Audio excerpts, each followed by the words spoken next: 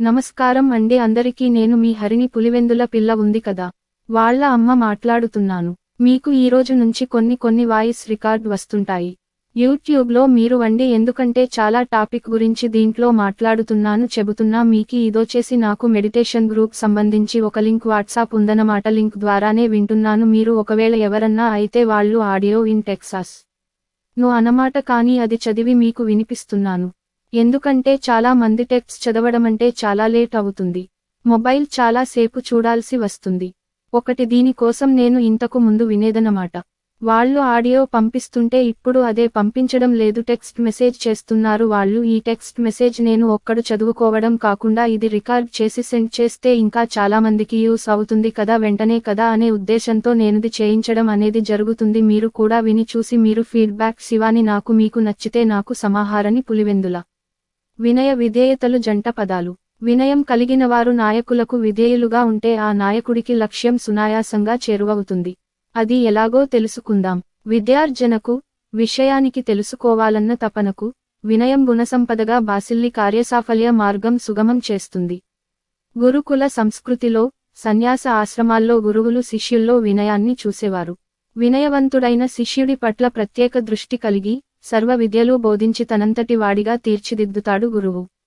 విద్య వినయాన్ని ప్రసాదిస్తుందన్నది సుభాషితం అన్నీ ఉన్న ఆకు అనగి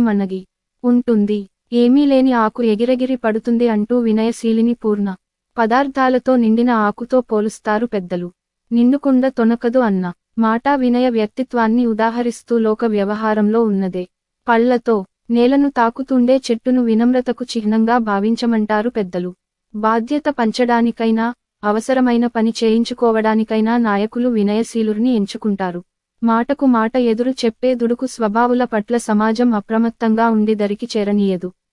శ్రీరామచంద్రుడు మహాచక్రవర్తి దశరథుడి కుమారుడు అయినా సాధారణ వ్యక్తిలా యాగ రక్షణ కోసం అడవుల్లో విశ్వామిత్రుడి వెంట కాలినడకన వెళ్లాడు విశ్వామిత్రుడు ముక్కోపి అయినా బాలరాముడి ప్రశాంతతత్వం ఆయన కోపానికి అవకాశం ఇవ్వలేదు రాముడి వినయానికి సంతుష్టుడైన విశ్వామిత్రుడు ఎన్నో అస్త్రశస్త్రాలను బహూకరించాడు తాటకి సుబాహులను చంపడం వల్ల రాముడి పరాక్రమం శివధనుస్సును ఎక్కుపెట్టడం వల్ల అతడి కీర్తి దశదిశలకు విస్తరించాయి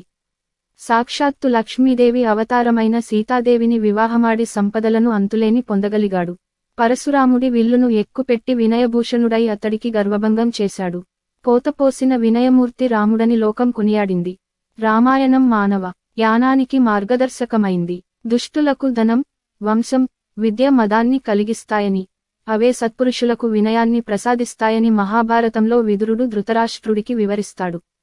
కచుడు వినయ గుణం కలిగి ఉండటం వల్ల శుక్రాచార్యుడి వద్ద శిష్యుడిగా చేరి మృత సంజీవని విద్యను పొందగలిగాడు సత్యభామ పొగరు కన్నా రుక్మిణి వినయం కృష్ణుడిని ఆకట్టుకుందన్నది జగమెరిగిన సత్యం ఒకప్పుడు రాజులు ఇతర రాజులకు సంధికి సంబంధించి ఇతర రాచకార్యాల గురించి వర్తమానాలు పంపాలంటే వినయస్వరూపులనే పంపేవారు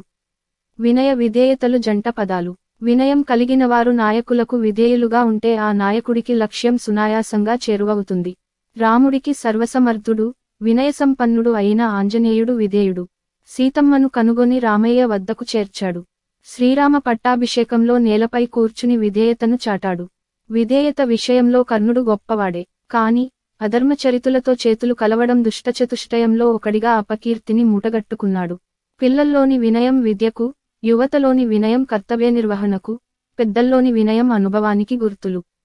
మనిషికి ఊహ తెలిసింది మొదలు తనువు చాలించే వరకు చేసే వినయపూరిత వ్యవహారం జీవిత విలువను పెంచుతుంది పొందే సత్కీర్తి చిరంజీవిని చేస్తుంది